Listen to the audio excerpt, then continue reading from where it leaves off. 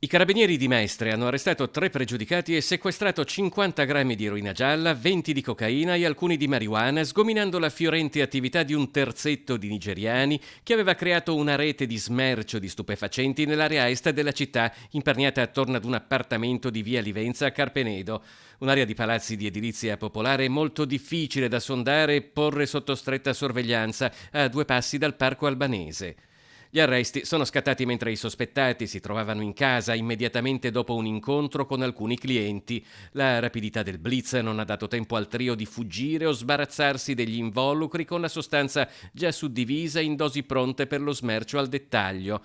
Dalla perquisizione, oltre alla droga, sono stati sequestrati più di 3.000 euro in contanti e vario materiale per la preparazione e il confezionamento dello stupefacente.